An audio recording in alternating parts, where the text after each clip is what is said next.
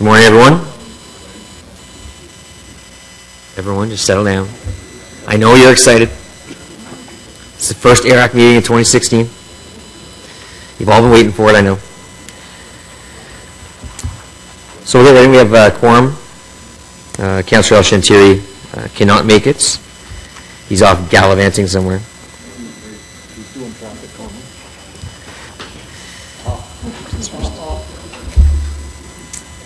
So any declarations of interest? Seeing none. Confirmation of minutes from the meeting of 23rd November 2015, as well as the special meeting of 10th of December 2015. Carried? Carried.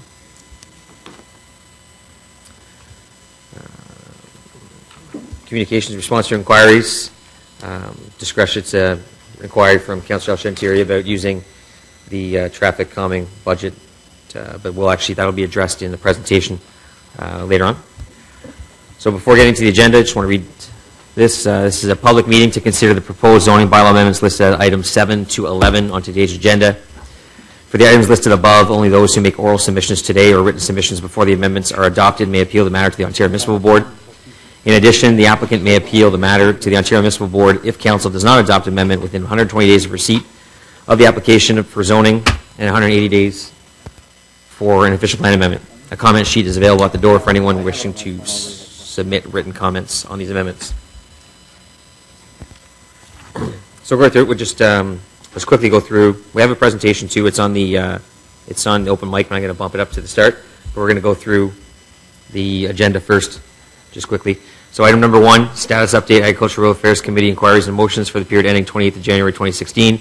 That the Agricultural Rural Affairs Committee received this report for information. On the report. Received. Item number 2, semi-annual performance report to Council, Q2 2015 and Q3 2015. That the Agricultural Affairs Committee received this report for further review and discussion of the service areas performance results as outlined in the attached report. On the item. Received. Item number 3, O'Keefe Municipal Drain, amendment to the engineer's report. That the Agricultural Rural Affairs Committee recommend that Council adopt the engineer's report prepared by Robinson Consultants, Inc., entitled Amendment to the Engineer's Report for the O'Keefe Municipal Drain, dated December 2015, and give first and second reading to the bylaw attached as document 2 to this report in accordance with sections 42 and 45 of the Drainage Act. On the item? Carried? Thanks. Just a quick, some people might be confused as to why drainage items for urban wards are at Rural Affairs Committee, but all drainage items are under the purview of the Agricultural Rural Affairs Committee. So that's why we see these here, because that one, the O'Keefe Municipal Drain, is in Barhaven Ward. The next item, number 4, Eastboro petition, is in Innis Ward. So it's appointment. The next 2 items are just merely appointments of an engineer for drainage works. That the Agricultural Rural Affairs Committee recommend that Council proceed with the drainage works and appoint Mr. Andy Robinson of Robinson Consultants as the engineer of record to prepare a report under Section 8 of the Drainage Act in response to a petition received under Section 4 of the Drainage Act as described in this report. On the item? Carried. Item number 5 is another appointment of an engineer for Seabrook Development in Rito Goulburn Ward. That the Agricultural Rural Affairs Committee recommend that Council proceed with the drainage works and appoint Mr. Andy Robinson, engineer of Robinson Consultants, as engineer of record to prepare a report under Section 8 of the Drainage Act in response to a petition received under Section 4 of the Drainage Act as described in this report. On the item? Carried. Item number 6, we're going to hold that for a presentation. Items number 7, 8, 9, and 10 are all surplus farm severances. So item number 7 is zoning bylaw amendment for 6345 Garvin Road. The Agricultural Rural Affairs Committee recommend Council approve an amendment to zoning bylaw 2008-250 for the part of 6345 Garvin Road to prohibit residential use on the retained farmland as detailed in document 2. Carried. Item number 8. That's for 9. This is recorded. Oh. Okay. So item number 8, we just have a technical amendment to it that Councillor Giroux can read. It's the zoning bylaw amendment for 5511 and 5537 McCordick Road, as well as 5510 Fourth Line Road. Councillor Giroux?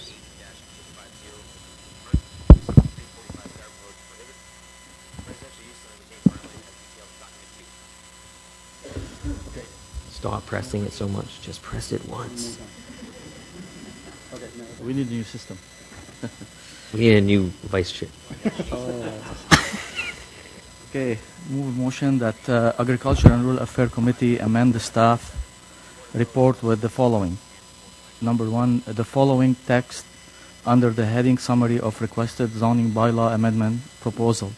The intent to prohibit residential uses on the retained lands to be replaced with the intent is to prohibit residential uses on the retained land and to recognize a reduced lot width of 20 meters. Item 2 is that document 2 details recommended zoning to be replaced with the following. The proposed change to the comprehensive zoning bylaw for part of 551, 5537 McKedrick Road and 5510 Fourth Line Road are the follows. 1. Rezone the lands show as Area A on the document 1 from AG to AG4. 2. Add a new exception AG4 with provisions similar in effect to the following. Minimum lot width in 20 meters is 20 meters. That no further notice be provided pursuing the section 3417 of the Planning Act. Thank you, Councillor Drew. So that motion was merely to correct an error that was in the report originally. So on the item, the Agricultural Rural Affairs Committee recommend Council approve an amendment to zoning bylaw 2008-250 for part of 5511, 5537 McCordick Road and 5510 Fourth Line Road to prohibit residential use on retained farmland as detailed in document 2. So on the amendment, carried. On the report as amended, carried. Item number 9, zoning bylaw amendment for 5985 Frank Kenny Road. We do have a speaker on it, but I do believe, Mr. Ritzkis, that as long as we're comfortable with carrying this item, that you're okay. Perfect. The Agricultural Affairs Committee recommend Council approve an amendment to zoning bylaw 2008-250 for part of 5985 Frank Kenny Road to prohibit residential uses on the retained farmland as detailed in document 2. On the item? Oh, there's just a mistake in the agenda. Hopefully the report's right. It's not in Rita Goulburn Ward. It's in Cumberland Ward. That's all. On the item? Carried. And item number 10, similar to the last three, another surplus farm severance, 5063 Upper Dwyer Hill Road in beautiful West Carleton, March. That's Agricultural Rural Affairs Committee recommends Council approve an amendment to zoning bylaw 2008-250 for part of 5063. Is that the same? Upper Dwyer Hill Road to prohibit residential uses on retained farmland as detailed in document 2. On that item. Carried. Item number 11, comprehensive zoning bylaw 2008-250 anomalies, correcting anomalies at 2940, 2946 Baseline Road, 5705 Hazeline Road, and 6801 Hazeline Road. Only one of those is actually in the rural area. It's the Hazeline Road one, 6801. The Agricultural Affairs Committee recommend Council approve amendments to zoning bylaw 2008-250 as shown in document 1 and detailed in document 3. Carried? It's enthralling for all those journalism students that came here to watch this. Item number 12, development charge agreement for servicing within the village of Manotick. That the Agricultural Rural Affairs Committee recommend Planning Committee, recommend Council, authorize the city to enter into a development charge agreement with Minto Developments for the recovery of sanitary sewer and waterworks constructed within the village of Manotick and provide credits in the amount of $6,738,000 to Minto, representing 33% of the total area-specific growth-related costs of $20,545,000 currently being imposed. Oh, yes, and I have another technical amendment on this as well. Again, just clarifying a slight error. Councillor Drews. Thank you. Where is in the report entitled Development Charges Agreement for Servicing within the Village of Manotick? Staff are seeking authority to enter into a cost-sharing repayment agreement with Minto Development, Inc., Minto, and whereas clarifying this authorization is important to the effective implementation of council decision, be resolved that the report recommendation be amended to read. 1. That Agricultural Rural Affairs Committee recommended Planning Committee recommend council authorize the city to enter into a development charge agreement with Minto Development Inc. for the recovery of sanitary sewer and water works constructed within the village of Manatic and provide credits in the amount of $6,738 to Minto representing 33% of the total area specific growth related cost of $20,545 currently being imposed. Number 2, that the agreement be subject to the approval and to be executed by the general manager, planning and growth management, and the city clerk and solicitor.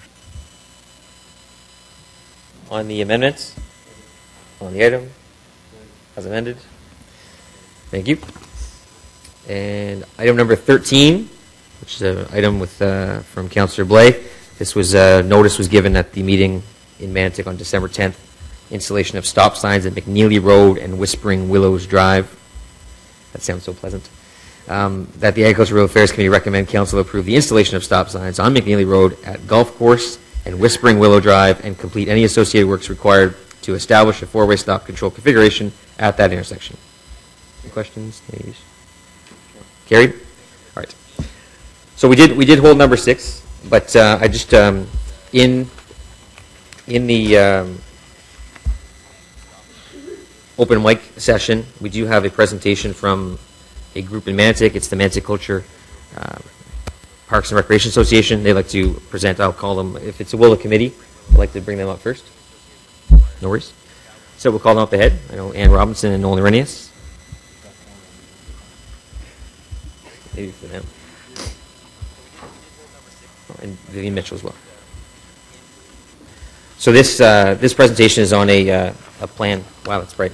A plan for a pathway system, or a system and dock system along Mahogany Harbor in Manatic. It was featured as a portion of the Manatic Secondary Plan, which we approved at Council last week and at Committee back in December.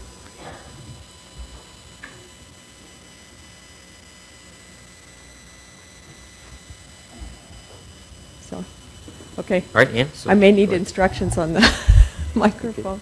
I'll call Councillor DeRuse. Okay. No, as long as you don't touch it, it's okay. Everything's fine. Okay, good. I'd like to thank the chair actually for allowing us to go on early. That's very kind, and I know we are on a time frame, so we'll jump right in and go as quickly as possible. I'd like to introduce, though, first our treasurer Vivian Mitchell and our president Noel Narenius. We also had hoped to have representatives from the BIA and the Kiwanis here, but unfortunately, being daytime, they weren't available. But they have been working hand in hand with us, so just wanted you to know that. We're here to talk about a space in the village on the Rideau, on the UNESCO World Heritage Site that we think is a gem. It needs a bit of shining. And we need your guidance, really, to help us move this forward in the future. So just to get you located, so here, where's my thing? So here's the city, here's the village of Manatic. This, of course, is the canal. Within the village, so this is a village map here. This is Bankfield Road that comes in, crosses over to Bridge Street and on to Mitch Owens. But if you go south on Rideau Valley Drive, you come across this bay called Mahogany Bay or Mahogany Harbor. And that's the area there that, that we want to talk about in more detail. It's not a new idea, it's actually an old idea. It first was profiled in 1995 through a cause report, and we have a copy here, but it's also available on our website. It was a comprehensive community engagement process done by the Ontario Architects Association, come into a community, and over 5 days at the end, they produce a report with lots of input from the community. And we'll go through these in a bit more detail, so I'm not going to do that here. But started in 1995, former Rideau dealt with it in 96, Region did a survey, there was a feasibility study done in 2002, there was a concept plan developed in 2012. The Manotick BIA in their strategic plan have put it in for 2014-2018. There are community consultations done on the actual 2012 concept plan over a period of 3 years, and the pièce de résistance, we have it in the secondary plan that was recently approved. So here's what it looked like. It went through various iterations in between 95 and 2015. In the cause report, they recommended docking, you can see here, for 6 or 8 boats, a floating boardwalk, some onshore bike and washroom facilities, some park amenities with trees. There's very little there. I think there's maybe one tree that exists now, but looking at a row of trees, benches, plantings, some modest parking. But this was not a boat launching place. Manotick is actually, I've been told, the only place on the Rideau system where in fact you can't pull into the village with a boat. And yet this area and this bay is easily a couple of blocks away from the major shopping where you can pick up groceries or go to a local restaurant, and that's actually important for the small businesses in our village. Then Rideau Township put together a task force. It was led by architect Tom Blood, who has since actually passed away. Put together a comprehensive plan. The Rideau Canal Authority were generally favorable, but they wanted township endorsement. Some residents had some concerns about noise and litter and any racing that might happen in the harbor, and they didn't want overnight stays. And then amalgamation hit, and the whole project was deferred. In 2002, it was picked up again by Economic Development with the City of Ottawa in collaboration with the Manotick BIA. And a fairly comprehensive study was done by the corporate research group Stone Stable and Core Sunderland Wright, landscape architects. They recommended a much larger docking system. Building on the cause report, they thought phase 1 should consist of 30 slips, 4 to 6 night spots, and shoreline plantings, the sidewalk and promontory, and then consider acquisition of some additional land, and then phase 2 would add some additional slips. And it was maybe a little more ambitious than feasible at that time. And the whole project went on hold for a number of years and was picked up. And this plan, which we have been consulting on since 2012, is a reduced concept done by Doug Fountain, who's a landscape architect. So you can see the continuation of the tree line along here, a reduced dock, which would be 6 to 8 places for boats to tie up, so they could actually walk into the village here, or actually if you take this road here, you get right into the Mews.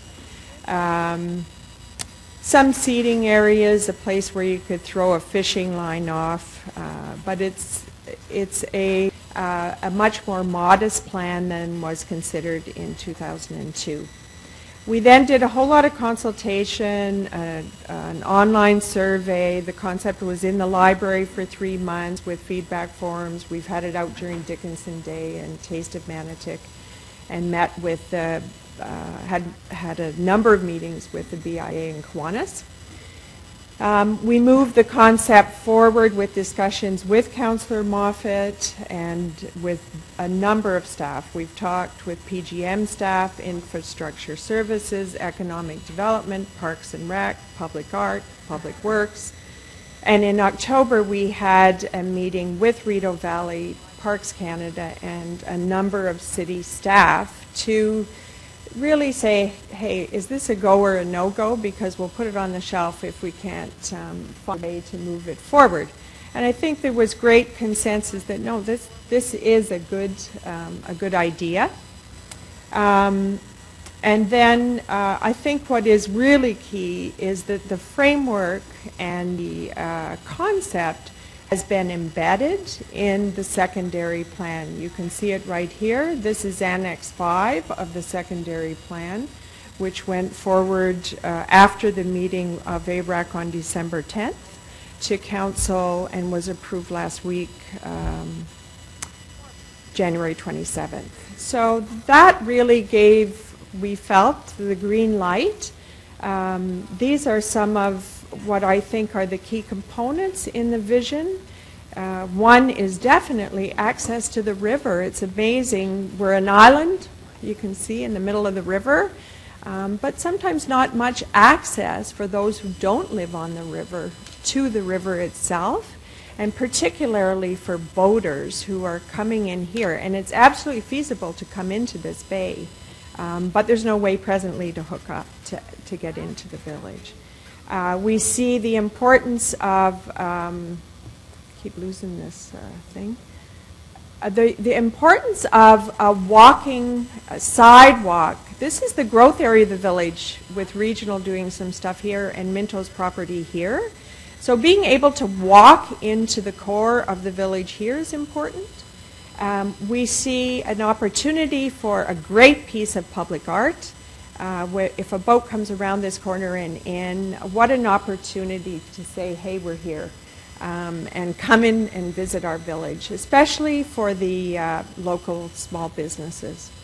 And finally, we're looking at a sustainable, environmentally sensitive enhancement to keep the shoreline natural as much as possible in that whole process. Yeah, there's challenges. This is what it looks like today from this is going south on Rideau Valley Drive.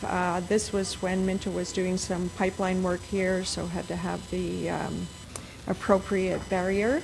The project is complex because it involves the water, it involves the shoreline, and immediately that involves Parks Canada and Rideau Valley Conservation.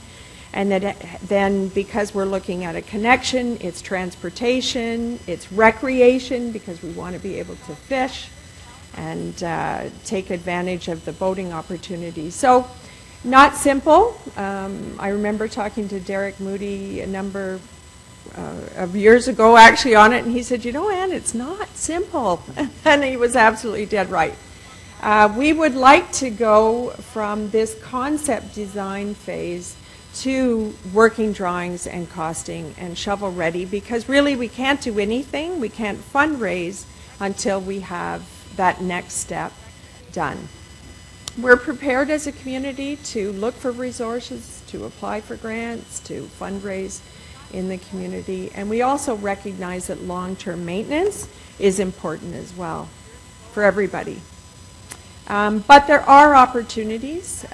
In the next 5 years, Rideau Valley South, right adjacent to Mahogany Harbor, is scheduled for repaving, and it is a designated cycling spine, so that on each side, 1.5 meters is to be paved where feasible for cycling. And we would love to see if, in fact, a sidewalk could be put in for walkers. Of course, 2017, next year, big year for the city with the 150th. We also have been reviewing the Rideau Corridor landscape strategy, and this is totally aligned, the docking and the initiative that we're proposing with that strategy. We feel there are funding opportunities out there, and we've looked into the ones that you see listed here. We think it's a great rural economic development and tourism opportunity. We are not, as a village and as one of the growing villages, taking advantage of the boaters on our doorstep. Last year in 2015, there were over 54,000 boats that went, according to Parks Canada, up the canal. And we just want to grab a few of them into the village and encourage them to enjoy it. And we know the community has fundraising capacity. We're working right now. Noel in particular has been working diligently with business and locals to fundraise for the arena. And we've had quite a bit of success on that front. So this is what we're asking, is that if ARAC could direct city staff, whether that's an individual or department or whomever, to work with us and work with the community to begin to finalize the concept plan. This is the timeline that we think would be ideal, if not optimistic perhaps. But we do think it's feasible, and then to look at getting the necessary approvals from Parks Canada and Rideau Valley.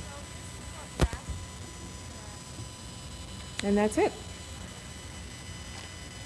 We've left a detailed colored concept drawing. Do you want a copy of it too, Mark? Press B.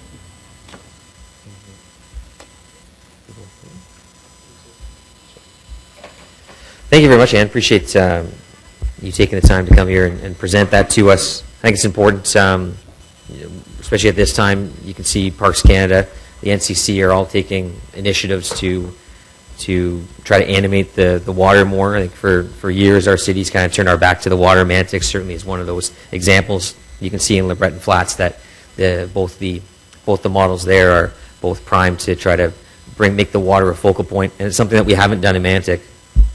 And this allows us to go in that direction. I know Councillor DeRoos just had a quick comment or question. Thank you, Chair. And thank you very much, Nolan and all of you, for being here today and present us. You've brought lots of memory for me, because I know my kids and our neighbor kids, when I went boating, that piece of the Mahogany Harbor there was a great place for us to anchor our boat, fish, and quiet, because it's such a good area. And I agree with you, this project will help all this weed and stuff that it comes in the shore, and it will give access also to family to go visit Manatic Village, a beautiful village, grab an ice cream or something. So I encourage you, and this is a great project, and I really hope that it will be successful. Hopefully we can work with you and your team to make it the dream come true to the village. Thank you so much. Thank you. I'm glad you've enjoyed it, actually. You have to be on it sometime to truly appreciate the gem it is. Yeah. Thank you. So as was mentioned in the presentation, this item dates back quite a long time. I've mentioned this before, but Jeff Morris is here with the Mantix Messenger. Back when I was in high school, I used to write articles for the Messenger for the high school hockey team, and I keep those papers. And one of the papers on the front page is from 1997, has a picture of this concept plan. Saying, this is something that the village is a priority and that they're working on. So here we are almost 20 years later. I'm now 20 years older, and it's still exactly where it was, and it's somehow fallen to me to try to help implement. So one of the challenges, and Ann mentioned it quite well, is that there are so many moving parts here. There's so many different departments, and what we need is a singular point of contact, someone to work with at the city. So what I like to do is, I don't know specifically who this person would be or whatnot. It could be Adam with the Rural Affairs Officer. So I'd like to direct staff to work to find a single point of contact so we can work through this as to where we need to go, the steps that we need to take, and how we can coordinate everyone. The interesting thing about this property is that it doesn't really fall under any specific jurisdiction. It's obviously Parks Canada is involved, the Rideau Valley Conservation Authority is involved. There's the street, there's the roadway. Of course, Parks and Recreation, which it would seem to be a good fit, has no property here. So it's one of the challenges. So if I could, Adam.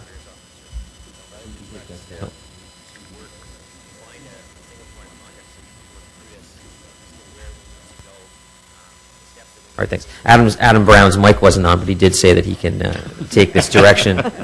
And he said he'll do whatever, I believe, I don't want to paraphrase, but I think he said he'll do whatever he can to make sure that I get what I want. I think that's what I heard? Okay, good. I just wanted to make sure that I heard what you said. Very good. And that I say it on the record when your voice wasn't heard. So, perfect. All right, well, thank you for that, Adam. I look forward to working with the community on this. I know that there are multiple partners involved. Ann mentioned that the BIA and the Kiwanis can be here today, but I happen to be a member of both, so I'm here, so I guess that counts. And local, I know there's lots of local partners.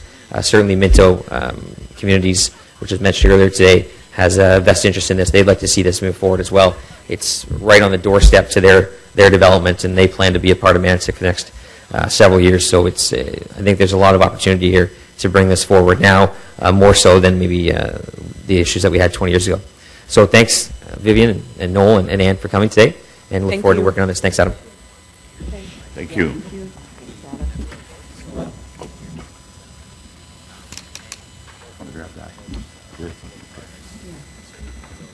So I didn't mention it, I forgot, I neglected to mention earlier, but there was also an IPD on the item that I would like to lift to the agenda. It's launching the Heritage Reference List Strategic Initiative, which is a project that we're going to be looking at in the rural area in 2017. But I would like to bring that up, so we'll go to that after item number 6, which is a presentation from our traffic departments. Phil Landry and Kevin Wiley are here. I know this was presented, this is on the agenda for Transportation Committee yesterday, but because I like to think that we're more special, then we're going to listen to it too. But specifically, it's because a part of the presentation here, part of the report, addresses specifically the concern that was raised by Councillor El Shantiri. So I thought it'd be good for the rural committee to hear this as well. So Phil, Kevin, thank you for taking the opportunity to come and present this presentation to us.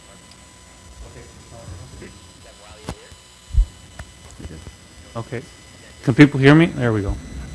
Okay, well, thank you, Chair Moffat, and I'm very pleased to be here to present the Traffic, Pedestrian, Road, and Safety Enhancements Initiative. Kevin Wiley is here with me as well to assist in answering questions you may have after the presentation.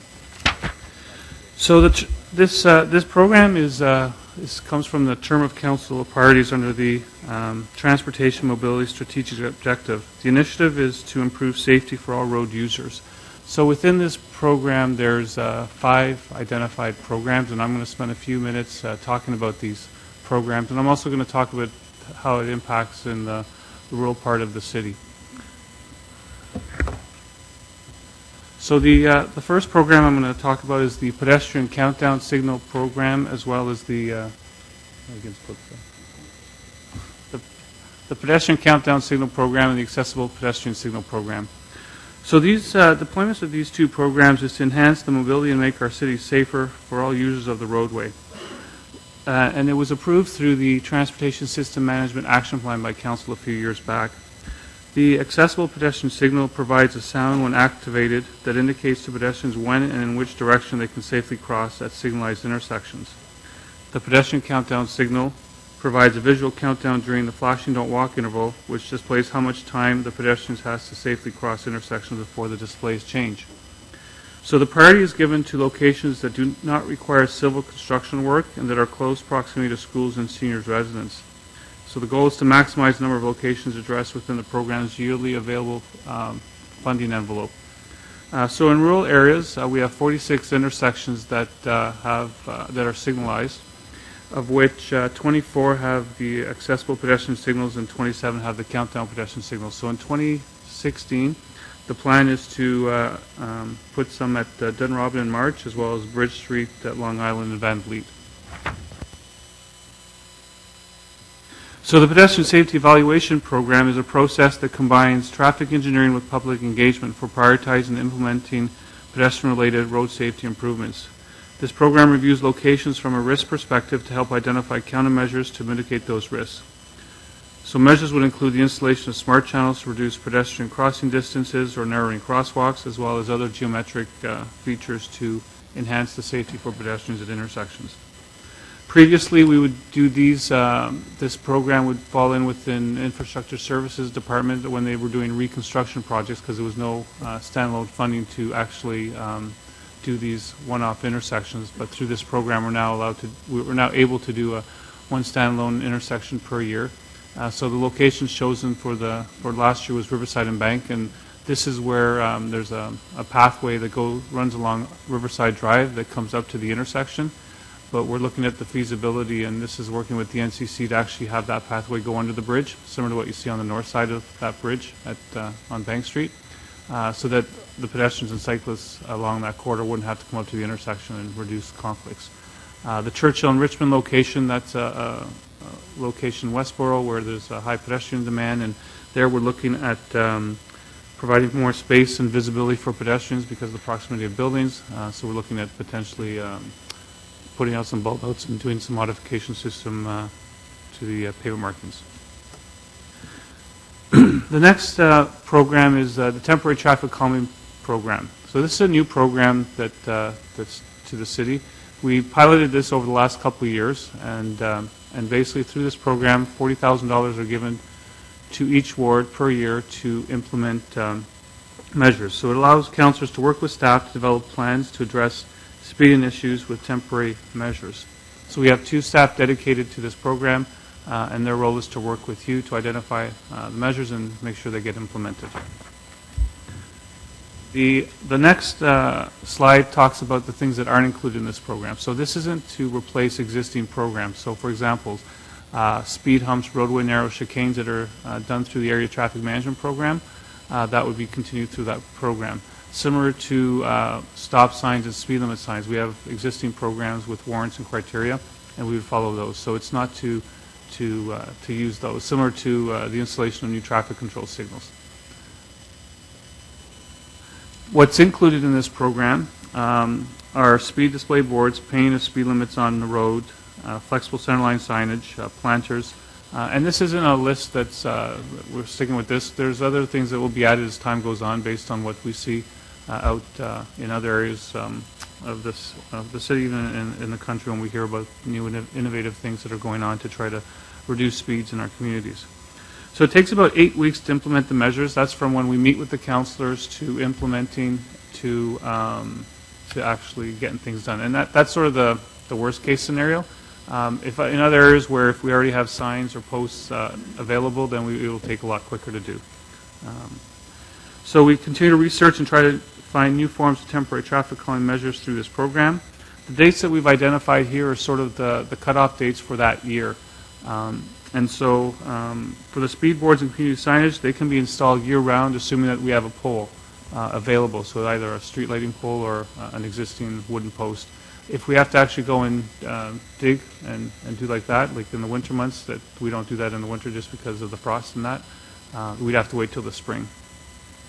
Planters on local streets is another example that, again, that varies. It's based on the area, and if it's in the winter and there's snow, it doesn't matter if we can push it off. If we can't, we'd wait till the spring. It's also ordering the material at that time of year.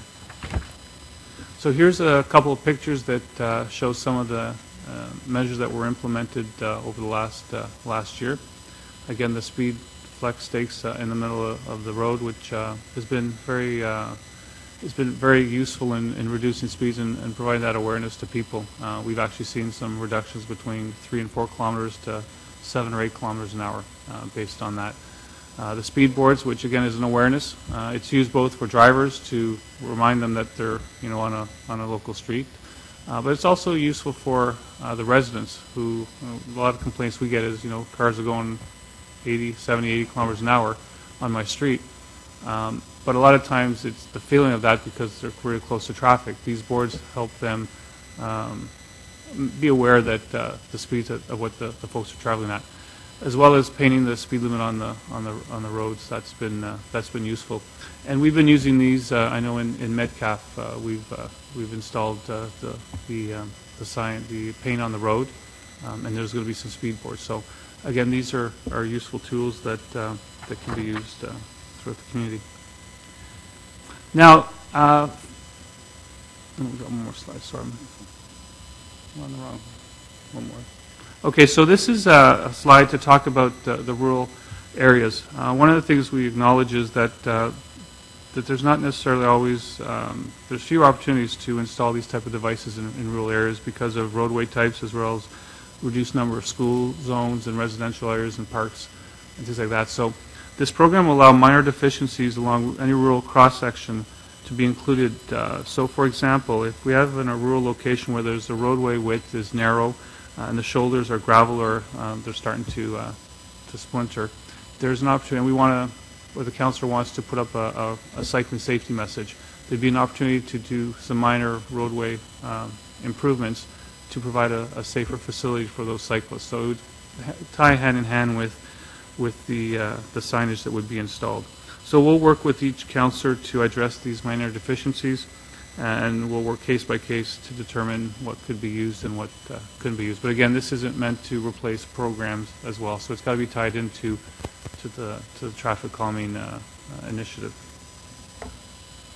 So to date, in 2015, 20 wards installed some form of temporary traffic calming measure. The expenditures were between $0 and $27,000. The ones that there was 3 wards where there was no money spent, and the reason for that was we did meet with the councillors, we did identify measures, but it was more later in the year, and it was because with the flex dates, we had to take them out early November with the snow. There was no point in actually ordering the materials and doing the work at that point. So they're going to get done this spring, along with all the other initiatives that we're doing. So, and similarly to the total 176,000. Again, we only this program was approved in July. We were staffed by end of August, so we only had 4 months really to do that. So a lot of councillors have a long list of things that they want to do, and will be implementing from the funds from last year as well, the funds that are available this year. So we've set up meetings with councillors. We've met with some councillors, and we're still planning to meet with other councillors in the next few weeks to develop that implementation plan that will then roll out come this spring. So the Safer Roads Ottawa program is a partnership between fire services, Ottawa paramedics, police, public health, and public works. We're committed to preventing or eliminating road deaths and serious injuries for all people in the city of Ottawa. So in 2016, well, we've got 12 new campaigns that we'll be doing over the next 3 years. So in 2016, the focus is going to be pedestrian safety. One thing we've observed with the collision data between pedestrians and vehicles is that about 24% of those collisions occur where a car is turning or a vehicle is turning left, and a pedestrian's got the right of way at a signalized intersection. So we're going to be focusing on that initiative, on that issue this year to try to reduce and bring awareness to that to try to reduce those number of collisions. As well as our top 10 list of collision intersections, we also observed that between 50 and 90% of the collisions were occurring were rear end, and that's a symptom of congestion. So we're going to be doing an awareness campaign to remind people that, you know what, you're coming to a congested area, to slow down, be aware, and I think distracted driving probably has a lot to do with that as well. When you're sort of going a little slower, people are tempted to pick up their phone or do other things, which is something that we're trying to, through existing programs like Leave the Phone Alone, to get them to stop doing, because that is a really big problem. I believe about 40% of our collisions were distracted driving type, so if we can get that number down, that would be a good thing. From a rural perspective, we've last year, and we will continue to work with communities, we had a bike rodeo in Munster Hamlet, as well as we provided some slow down and stop signs out to the rural communities. I know I was out last couple of days ago with Councillor DeRuse at Metcalf, and he had a whole bunch of signs that saw a resident taking it home. So I think it's something that just provides awareness to the motorists that they're entering a community to slow down. So we'll also attend community events, and one of the I was talking about the distracted driving. We have a drop it and drive presentation. We have folks that come in, and we've been out to schools throughout the city. I know last year they were at West Carleton to just talk to the teenagers that are about to drive of what you shouldn't be doing when you're driving. You should be focusing on the road. And lastly, the red light camera program. So currently we have 34 red light cameras. Each location has a camera installed at that location. It's administered by a third-party provider for all municipalities in Ontario. The city actually doesn't own the cameras. We lease the cameras from this third-party provider. So in the end of 2016 is when our old contract came up. And so we've been working with other municipalities, and there was a tender that went out to get a new provider, and that's being finalized right now. The good news is we have the same provider as previously through this competitive selection process. So the hope, the plan is to install 5 cameras in 2016, and then the additional 15 will be installed in 2017 and 2018. So the locations that we're installing them, this coming year will be Old 10th Line, Catherine and Kent, Gladstone, Rochester, Bank and Riverside, and Coldry and Kirkwood. So the questions we get asked is, how did you pick these locations? So we have a criteria that we've developed, and it basically looks at the type of collisions that would be avoided had with the red light camera. And these are people going through, and the type of collisions we see are the right angle collisions. So these are normally high-speed collisions that lead to very serious injuries and fatalities. So the criteria we use is if an intersection has 9 or more right angle collisions over a 3-year period, it would be put on the list, and then we prioritize based on that. So that's how this list got done. Now in the rural areas, there is one location that'll most likely get done next year. It's at Hawthorne and Leitrim. That one there had 12 right angle collisions. At that intersection, it's not one direction that's worse than the other. They're just sort of basically spread out equally. So we're going to do a bit more analysis to figure out which is the more appropriate direction, because we also have in that area, in the morning there's a lot of traffic heading north, and in the afternoon it's southbound. So we want to do more analysis to determine where we want to put that camera. So in summary, the Traffic, Pedestrian, and Road Safety Enhancements Initiative goal is to improve safety for all road users. So we'll be providing updates through the city's balanced scorecard for the strategic initiatives, both at midterm and term of council. So at this point, I'd be happy to answer any questions you may have. Thank you very much, Phil. I know there are some questions. I just quickly want to ask you, on the red light camera, if it's just done based on accidents, sometimes that, I mean, example would be the intersection of Bridge Street and Long Island, because it's your major volume is on Bridge Street. You do get a lot of people that kind of just push it a little bit at the end, just to run it. There's relatively no accidents because there's not a ton of traffic coming through from Long Island to Van Vliet.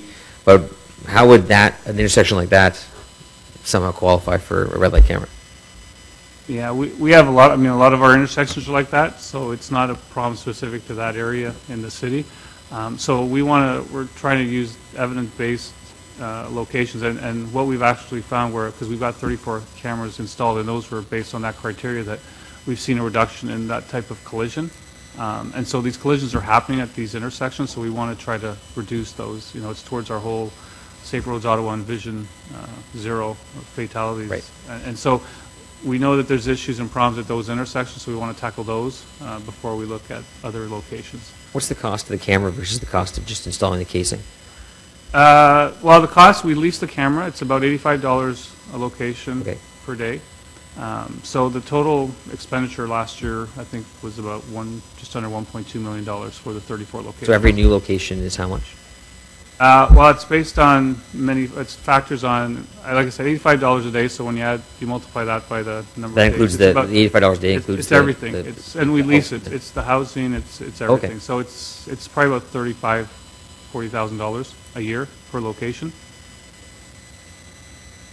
All right, Councillor Hubie, you had a question? Thank you.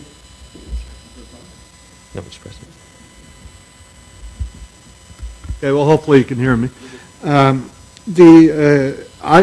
one of the councillors that have been working with your people for several years, so I know the results that you're getting, and we're very pleased with the results we're seeing in our area with it. I have a couple of questions, though. The pedestrian safety program that you mentioned there, what's the criteria to determine the locations? Yeah, so the criteria, we brought forward a report in 2010 that talked about this program. So it looks at number of pedestrian collisions. We also based it on feedback from residents with regards to near misses, because one of the, I guess, is a good thing. I mean, when you look at vehicle collisions, we have around 15,000 a year. So it's a lot easier to identify issues and trends and problems. When it comes to pedestrian and even cycling, the collisions are near 300 to 400 in that range. So it's a lot more difficult to identify trends. So you may actually have 1 or 2 collisions at a location, and when you look at it from an engineering perspective, well, that doesn't look like a big issue. So the program is also based on getting feedback from residents, and that's sort of the unique part of this program that was new when we developed this back in 2010, is we get feedback from residents. We go and meet with them to identify as sort of a high level to see if there's any issues. And then once we go through that process, then we determine, is it something that is something we can actually improve to try to reduce those problems. So in the past, we haven't had that standalone dollars to actually implement anything, so we've just piggybacked on construction projects. So for example, when Bronson was rebuilt up by Somerset, we did some roadway narrowings and used this program. And so we use this criteria of collisions and complaints that we get from residents and do an evaluation to determine, where this funding should go. So for Bank and Riverside, you have a high volume of pedestrians. We'd had a fatality there a few years back. And so it was, and because in this case, the NCC wanted to look at the pathway system, it's going to basically cost us 50 cents to the dollar because they're going to cost share the cost for that. So it sort of made sense to do that at that location last year. Similarly, at the Richmond and Wellington, we've had some collisions, and also when in speaking with residents, they see we have a lot of near misses. So that was selected, but we can work with you if you identify some locations. We do have a ranking criteria. We can sort of put it in the hopper and see where it And goes that's out. where my concern goes, is with the ranking criteria, like what we're finding with the criteria used to determine traffic lights. There's a real bias towards downtown locations versus the rural or the suburban locations. So I want to make sure on the pedestrian safety that you've got something built in there so that there's equal weighting given to the rural, the suburban, and downtown. So maybe can you just touch on that? Like, what are you doing to make sure that rural pedestrians are safe? Yeah, I mean, it's like Ken was saying, it's sort of the complaints we get from residents, and to get their feedback, because we look at the data, and at an intersection you may only have one pedestrian collision a year.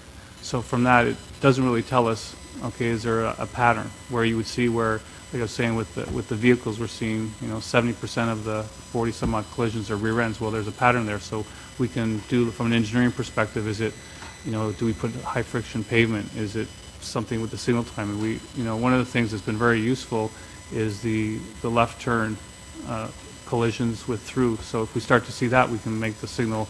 You can only turn left when you have the arrow.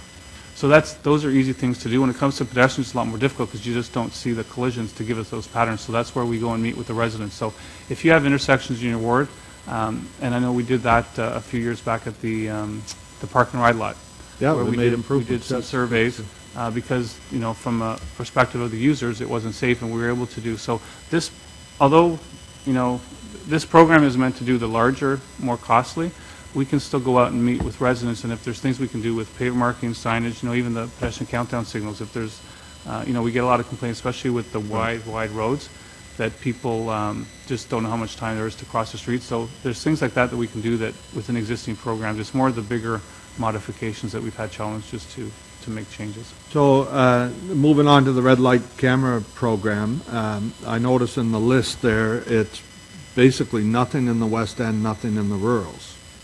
For this year, yeah. For this year. But again, next we're working on a list for the next 15, and like I mentioned, like there's 20 over the next term of council, so 15 more locations will be done, and so we're going through that list, and there are locations that are in the east, the west, and like I mentioned, So we're going to try to balance, like Yep. So next year. Well, there'll be more we're in the trying to West balance and as much as we can. We're also looking at collisions, so if we're not going to put it at a location where there's only one or two collisions, but if there's a couple that are, at the 9, and Well, I'm thinking of a location where your own staff, like the crossing guard program, reported on a regular basis. Police have come to start to do enforcement there on a weekly basis. Mhm. Yet because there hasn't been accidents, that wouldn't meet your warrant.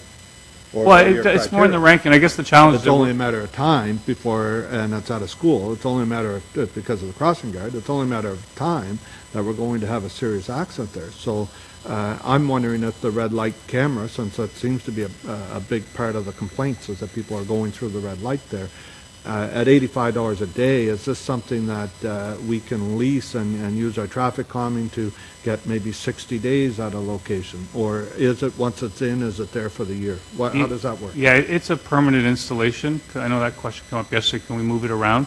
Because the installation is the module to have it housed, but we also have to put detectors in the road, and they're situated right before the stop bar and also right after the stop bar, and that's because it calculates So the that's where the speed. cost And is. so there's costs there, but it's also, that's why it can't be moved around. If we had technology that allows us to move it around, but the Highway Traffic Act talks about how it has to be installed so that Okay, it can so be- then going forward, I would encourage you to not refer to it as $85 a day cost and say what the true cost is, will be $40,000 a year and it's a permanent installation. Because my concern would be that if we start talking publicly about it at $85 a day, people are going to say, well, get it on my street for five days, I'll give you the money. No, I understand. We can't set up that false hope that we have a way of dealing with it.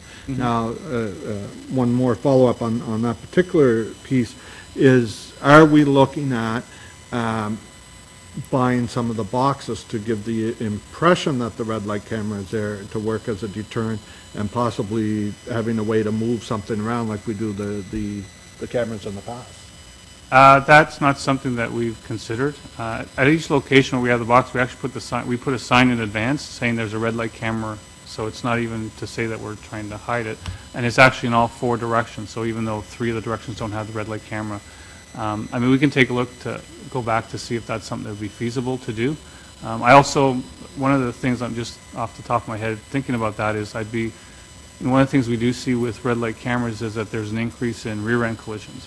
Right. But again, when you're decreasing the right angle collisions, which are a lot more serious, you're fine with that, weighing that, because I'd rather have 100 people have very low impact type collisions than having 10 people either being killed or very serious injuries. So by putting that there, you could potentially be increasing collisions that you weren't seeing before.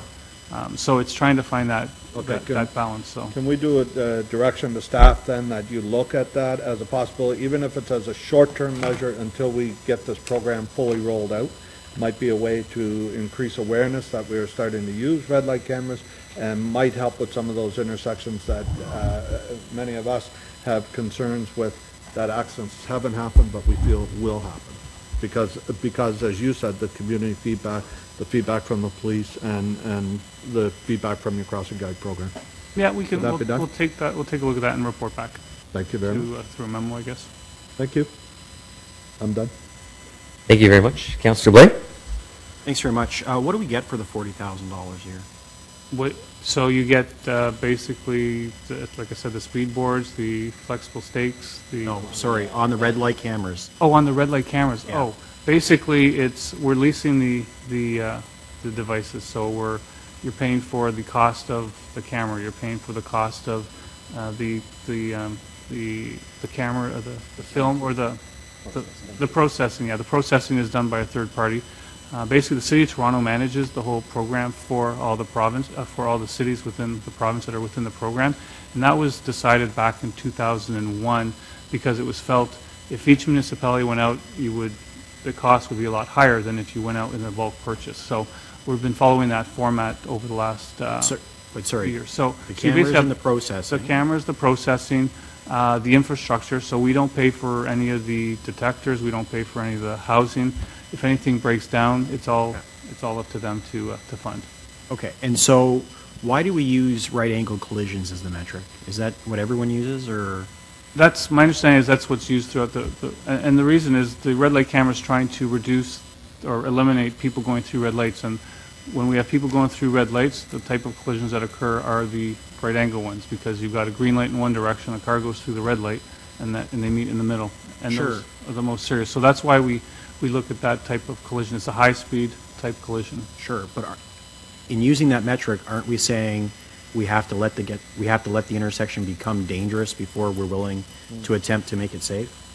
I don't know if we have to make it dangerous, but what we're seeing is it is more dangerous than other intersections. So we have, you can have 3 or 4 intersections along a corridor where you're seeing the accidents at one, but you're not seeing at the other. And that could be maybe because there's the side streets have a lot less volume. Sure, my point is, though, that it's reactive as opposed to proactive. We're not taking any proactive measure to visually identify things that might occur in different situations, and this might stop them from happening. We're saying there has to be 9 T-bones before we'll consider putting in a red light cam.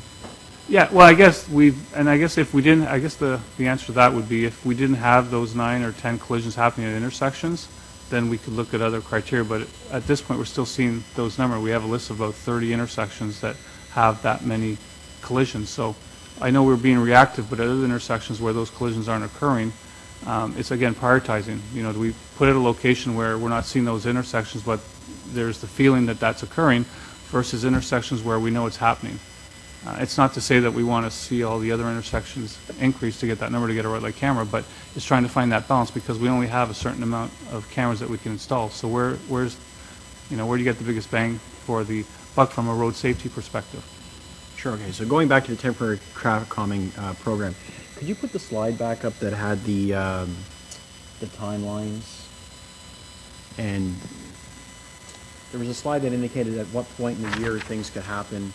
And at what I point in the think year, that was the talked about July that one. 1st and stuff. Yeah, the one where this one here, I talked about it in that. Yeah, so this says that the flexible center line signage, the deadline is July 1st. Yeah. Okay. So they can't go in until April or May, right, when snow melts.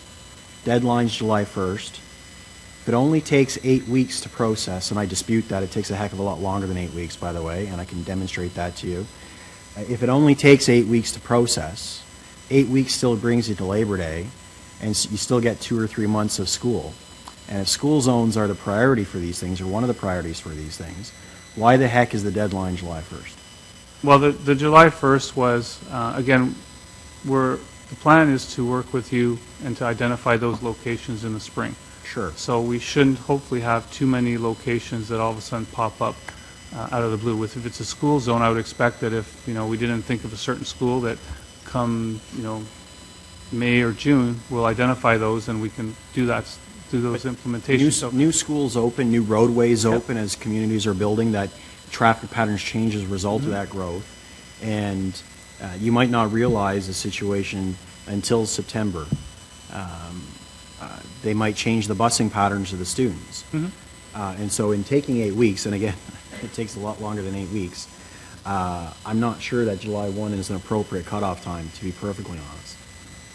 Well, I guess from our perspective, it's, you can go out and if we were to say September 1st or October 1st, you can install them for a month, but from our perspective, it's not a good use of the resources that we have to go, because we have to pull them out by, the 1st of November. So it's trying to find. So in those schools, what I would suggest is maybe you don't put the center line flex for that year, but maybe we look at another option, like a speed board or signage or things like that, so that, it's not to say that we're not going to do anything, but there might be other options that we can look at doing. Now, if we know that there's a school that's going to be brought up, we can look at that through the planning to say, what, we know there's a school coming, it's opening in September, so let's put them in the middle of August. Your department is aware of the schools that are opening and when?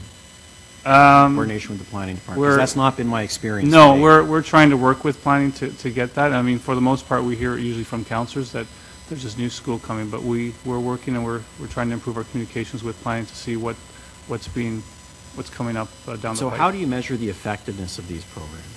So to measure the effectiveness from I guess there's a few metrics. One is the actual data. So we go and collect data prior to the installation of the sign, and we do it after. What we found when we did the pilot was there was the majority of locations, we saw speed reductions between 3 and 7, 8 kilometers an hour. There was one location in Stittsville where we actually saw the speed stay the same. And when we went to look at it after, we noticed that location had a really wide roadway, so it was about 11 or 12 meters. The flex stick was in the middle, so there was really no friction or what we were trying to create here. So the following year, we actually went and put some stakes on the side of the road about a meter from the edge, 1.5 meters from the edge of the road, and we saw speed reduction. So that's one way we measure. Another is just feedback from residents and from the councillor to say, what, we feel that the speeds are lower. Sure. For how long do you measure? We would measure them for the first year when we install it, and why wouldn't you continue to measure it over time? That is more just a resource issue with regards to, we've got 2 staff that are doing this full time, and we have 100 locations that we've got about now, and as time goes on, we expect to have more. It's just a matter of prioritizing. Do we want them to be focused on collecting data, which I understand is important, or do we want them putting out new measures? So we're there's options that we can look at. I know. But if they've stopped working, would it not make sense to not install them in that location and move them to a new location? Potentially, and we've done that in some areas, and that's How where do the we data- know, how do we know they're no longer working if we don't measure? Well, we've measured the first time, and from what we've seen over the last few years is that the speeds tend to stay the same. Now, that being said, if there's a one-off, No, sorry. How do you know that if you don't measure the second time? You measure the first time after the end of the first year, but you've not measured the second year or the third year. How do you know they've stayed the same if you don't do the second and third year? well, we get feedback from people. So again, and I think at the end of the day, we don't want to go do a carte blanche to go and do every location. If there's one or two locations that people feel that, you know what, the speeds are back up to where they were, then we can take a look at that. We also have the ability through the program, if councillors want to purchase the speed radar guns themselves, which is, I know some councillors have some, and they use it for this, but they use it for other things to actually go talk to the residents before they even come and talk to us in the traffic to say, you know what, do you even have a speeding problem? So those are some of the tools that we can look at doing. It's just, our concern is if we were to have to study each location every year, as time goes on, we're at 100. Next year we might be 150, 200. Then all of a sudden, we'll be saying, well, you know what, we need another staff person to do this full time. And so at this point, we have a very narrow time limit, and I know there's been issues like you mentioned today with regards to how long it's taken to do things. We do have staff now dedicated that we didn't have over the last couple of years. I just wouldn't want to take that away, and then all of a sudden the impact is that we're not able to deliver on some of these things. Sure. So in the newspaper this morning, two councillors indicated that the reason they didn't use any of their money was because they were saving it because of the rollover to do something bigger. I understand that infrastructure or projects that are covered by other existing programs are not eligible for this funding. Yep. So describe to me what would be eligible for this funding, but is so big in cost that is not covered by another program, and therefore justifying the rollover. Well, I think one could be potentially, like I was talking about earlier, with like in a rural on a road. I know Councillor Chanteri's talked about that in the past, where he's got a very short distance where he'd like to put a cycling safety sign or something, but the shoulder's really in terrible shape. So to put some money in there. The other thing is that we can the pedestrian crossover program.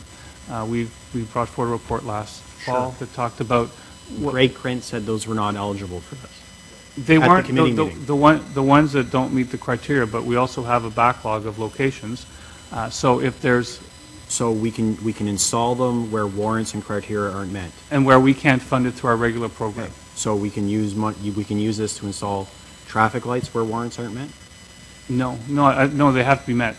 They have to. So basically, it's not to install. And first of all, traffic lights as well are about $150,000 I understand. to $200,000. I'm trying to. In what scenario is a PBX warranted and meets your criteria, but isn't on your funding plan? Well, it's on our funding plan, but it may be in 2 years or 3 years from now. So a councillor may But want. should it be not eligible then? Because No, it's in your funding plan. It's eligible, but if a councillor wants to spend the money earlier to have it installed. But Phil, you just told me that things that are in the plan aren't eligible. Now you're saying the things that are in the plan, but we're not doing for a couple of years, are eligible. Which is it? Are they eligible or not? If they meet the criteria and there's a backlog and we can't fund it this year, then they would be eligible to be installed earlier than in 2017 or 2018. So, for example, I've got a location where we have to put an overhead sign. It's going to cost $35,000, $40,000, $50,000. Then, if the councillor will say, you know what, we only have funding and we expect that to happen in 2018.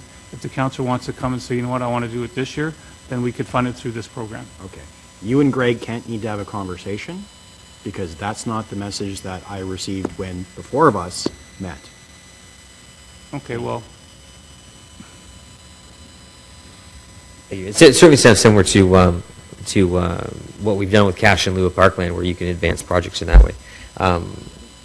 Councillor Hubie just wanted to add something before I go to Councillor. When Councillor Blay was asked about the metrics, there was one that was left out there that I think is very important. I've certainly found it very useful, and your staff have been able to provide it, and that is the compliance with the speed limit when we install these flex stakes and the line painting, two of the options.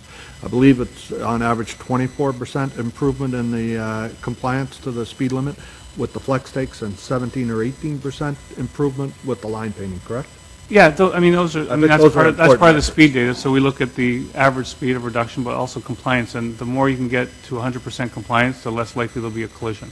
So those are, because you have, the compliance is basically the differential in speeds. And so the more you have people at different speeds, because you'll always have a segment of the population that will drive at the speed limit.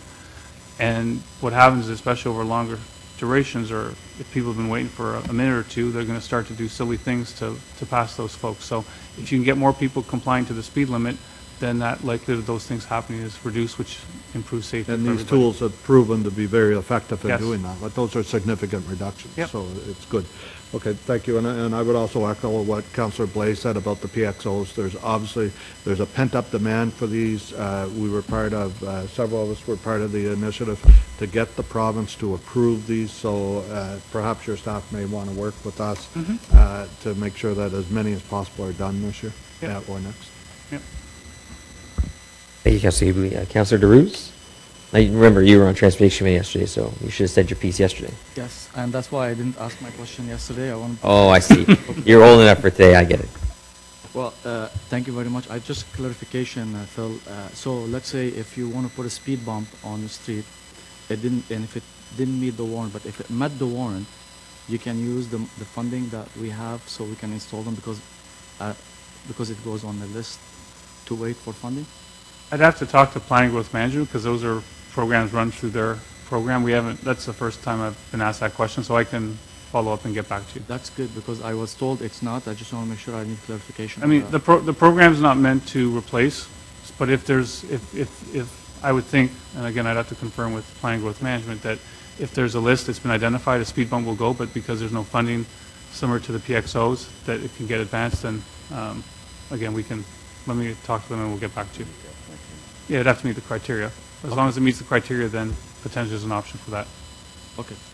My other question, good. I'm really happy with the SI's project, and I know I spend lots of money, but it doesn't have to be now, probably you won't have the answer for me. In my calculation, I have 12 location painted, and I have 6 speed board with brackets. My total came way more than what you guys that yesterday released, which is I'm happy. Does that mean what we spent last year, there is something you didn't bill us for, or that's something? I understand the flex stakes that we can't, you can't, they're not included because we can't install them till spring. But can you give me a breakdown on what we ordered in my ward, and I have a breakdown on what we were charged in 2015? Yep, we have that data, so we can send you a it's detailed good. report on It's that. good, because my number doesn't match yours, which is perfect. I'm really happy. I hope, think I have well, see, I think what happened is we did also send an estimate. I know that our folks sent estimates to all the councilors saying, this is the estimated cost of what it'll be, but we only charge you the actual cost.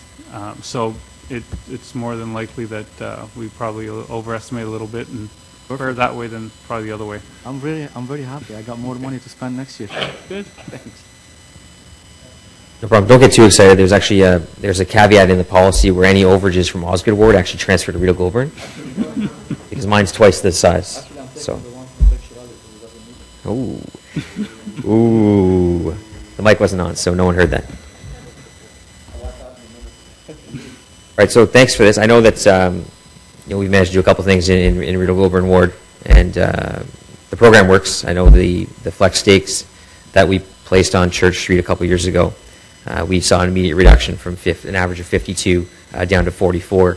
So in a school zone like that, that's incredibly useful. I know some people don't like the flex stakes, but when you have that kind of data that shows the impact and the changes that it can make where there is a high level of complaints, it's pretty important. So I appreciate the program's been good, and I appreciate the effort to be able to expand it. Any other questions on the report? Received? Thank you. So our next item, again, I mentioned that I just bumped up an IPD. So this is about the Heritage Reference List. It's a strategic initiative for this term of council, but there is a portion that pertains to the rural area, and I think this is incredibly important now, given the conversation we've had in recent weeks regarding a certain barn. That we look at the rural area and how are we determining what is heritage, what do we want to protect going forward, and what are the criteria? Sorry, I just I went all Vladimir Putin on this, so I have to get a vote to actually lift this to the agenda. Can I? Carried? Thanks. Thank you, Mr. Chair. Ms. Coots is joining me today. We're happy to talk to you about the initiative that we're undertaking on the Heritage Reference List and how this will provide an opportunity for the rural community. So all the former municipalities had heritage reference lists. They comprised of buildings and some heritage significance that had been identified by local history groups or committees. After amalgamation, these were all combined into a larger list. Since that time, we haven't had an opportunity to do any work to undertake to determine whether or not these buildings even still exist. So these buildings, through this list, were not protected, but they were flagged for having some heritage merit. So Council has asked us now to examine, on a citywide basis, heritage value. And we're here today to talk about, the context within today's rural Ottawa. So the strategic initiative identifies the city's heritage resources and we will be providing this information on the website. It'll be important for property owners, future developers, and community groups to understand this list, and it'll be online for their awareness of their local heritage. This will ensure that potential property purchasers and developers are aware that a property that they may be interested in may have some heritage value. So this is a term of council priority, so we have until 2018 to complete this exercise. We've just recently hired 2 researchers. They're going to spend the latter part of 2017 and the early part of 2018 surveying properties within the rural communities. And they'll be reporting on buildings and properties to ARAC. ARAC can expect a list on the Heritage Reference List to be brought forward to your committee. What we would be recommending at that time you receive this list is that you would recommend its adoption to the city's Heritage Register to City Council. Including it on the Heritage Register requires that property owners will have 60 days to provide city staff at City Hall notice prior to any demolition. This will allow staff an opportunity that if there were further examination done, if the city chose to initiate the designation process. So some examples could be on this reference list and ultimately the registration list: houses, barns, churches, and industrial areas. These were examples that were on the former list in former municipalities. So staff will be completing forms, there'll be photos being taken, staff will not be trespassing on anyone's properties, but this is going to, this initiative is going to, in the context of today's rural Ottawa, will allow communities to celebrate their unique history, and we look forward to bringing this to council so that homeowners and future developers and members of the community have clarity with this comprehensive review of heritage value. Ms. Coots and I are here and open for any questions that you may have, but thank you for your time. Thank you for coming and speaking to us about this. Councillor Hughley had a question? Thank you. Thank you for your presentation, Leanne.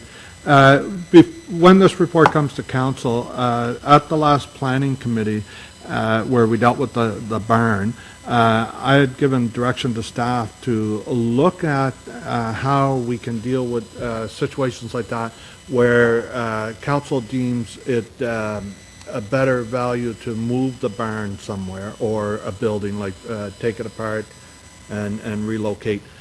I'm hoping that that criteria can be included either in this report or released before the report, because I think it provides a lot of context for options for us. Didn't work. Yeah, we're good. No, Oh, what? no, you're good. It's okay. Just Okay. Through you, Mr. Chair. As outlined in the strategic initiative is approved by City Council, this document will, or the work that is being undertaken is to inventory and identify buildings that are related to different themes in Ottawa's history. In their rural area, it will be Ottawa's rural history. So it's really, it is the development of a comprehensive list or register. So, if council approves the addition of the register, of these buildings to the register, then the only requirement is the 60 days. So your initiative to flag ones that could be moved, none of these buildings will be designated under the Ontario Heritage Act, so that they might end up being designated, but the end result is not to have is not to have a list of it's not to designate more buildings, it's to include them on the register. So your idea of having some awareness of buildings that potentially might be moved is very valid, but within what's been prescribed by council, it would be difficult to achieve that within the strategic initiative, but certainly it could be looked at as part of another initiative.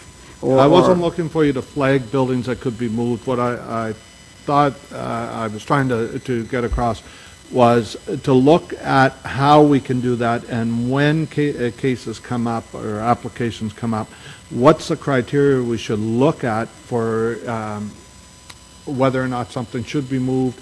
What are the things, if we think something should be moved, what are the things we should consider? Like, for example, I don't want to do your job, but one of the things I would hope that would come out of this would be, to refer to experts on how to take a building apart, where they number the stones or whatever, to put it all back together the way it is. Those kinds of things I think we have to get documented, because what I saw in that debate last week was people thinking that as soon as you take something apart, it no longer has any value. And that's so far from the truth, because heritage is about providing the context for the building, not the property that the building's on all the time, but the building itself. And in the case that we dealt with last week, and I believe it wasn't unanimous, but it was certainly the majority of council agreed that this was the right decision, and that it would be better for the long-term heritage value, even though it didn't have the designation, to move the barn. There's going to be things like that in the future. I've dealt with others in the past where there is a value to that. But because we're doing it on the fly, people aren't aware of it, and mistakes can happen. I'd like to avoid it. I'd like staff to look at that and tell us how we can do that and preserve the heritage value of the property, should that come up. Mr. Chair, we took that as direction at committee, and we will certainly make sure that, no, I guess I just speak loud now. Okay. So, Mr. Chair, we will take that as direction, that we will examine and bring forward information to further clarify how that will take place in the future. Thank you. Thank you very much. I know that certainly the conversation last week and the last couple months really, spurred on a lot of passion on both sides of the matter. Personally, when it comes to barns, I struggle with them, because barns aren't built to be something other than a barn, and I know that you can convert them. There's no question you can convert them. I'd like to see us try to find a way to encourage reuse of barns without using something as restrictive as the designation.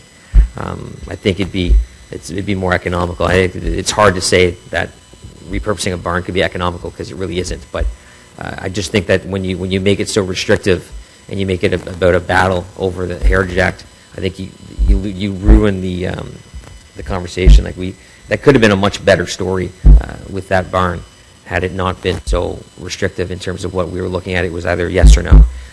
In the future, we've got a number of these barns. I drive by countless barns every single day of my life, and there are a lot of them that tell good stories. They might not be significant. See, if you drive down a road like Mansfield Road, they're all small. They're all log barns, because it was indicative of the agricultural nature in that area. There wasn't a lot of there wasn't a lot of profit made in that area, so that the farms were much smaller. But those barns tell a story, yet they're just small, tiny sheds, really. But they're made out of log, and they're significant, and they're interesting for that area. So that that kind of thing tells a story. But it probably isn't as significant as the Bradley Craig barn, because it's nowhere close to the same size. So a lot of times, I think what people were looking at with the Bradley Craig barn was that it was 9,000 square feet, and it was this massive structure in an urban center that stood out. Some barns don't stand out like that, but they all have a story. So it'd be neat to see if there's a way that you could protect these and promote these without having to put a designation on. But I'd be interested in having that conversation as we go through this. I wanted to ask really quickly, what would be the involvement of councillors, of rural councillors in this process? Would there be some sort of working group on it as to how we move forward? Mr. Chair, if ARAC is interested and if you have any members that would like to connect with staff, we'd be happy to entertain an opportunity for you to be involved in the process going forward. Certainly we'll be back here once the work has been completed and as we identified, but if during the process there's interest, we'd be more than happy to connect. Yeah, I think there would be. I mean, I think we can circulate the members and also our communities. A lot of times we have very active historical societies in our communities throughout the rural area, and I think it would be good to get that connection, have that conversation ongoing between council and community and the city, so we can all kind of work on it together. I think the register is important. I've put properties on the register from Manotick. I know there's a number of properties in Richmond that are on the register, and they just add a lot more than the reference list. The reference list doesn't really protect the property. At least the register gives you some sober second thought before demolishing a building. We don't stand in the way. If the building isn't significant, then by all means tear it down. But I do think it's important to give us the ability, to give the community the ability to look at those properties. So the fact that there aren't many properties in the rural area on that register, I think this is a good step in the right direction to be able to provide that protection without being rigid. So thank you for presenting today, and I look forward to working together on this.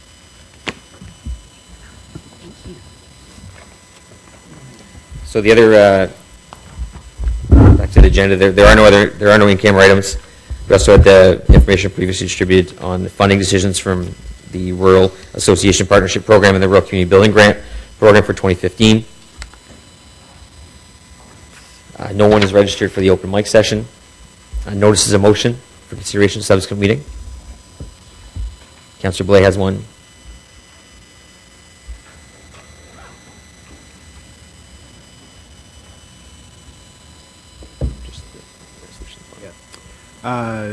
Therefore be resolved that the Agriculture and Rural Affairs Committee recommend to City Council reduce the 80-kilometer-an-hour portion of Wall Road to 60 kilometers an hour to match the speed limit as set on 10th Line Road to enforce the speed limit uniformity in the neighborhood with vehicle drivers and consequently to reduce the speed of traffic traveling in the neighborhood. Thank you. Thank you. So we'll deal with that at our next meeting on March 3rd. Any other notice of the motion? Seeing none. Inquiries? Seeing none. Other business? Seeing none. Adjournment? Yeah. Carried. Next meeting is Thursday, March 3rd, 2016. Thank you very much.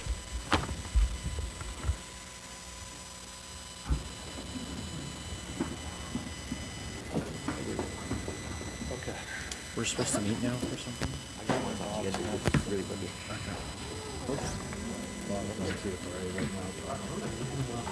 Bob Manette? Yeah. What's he saying? So,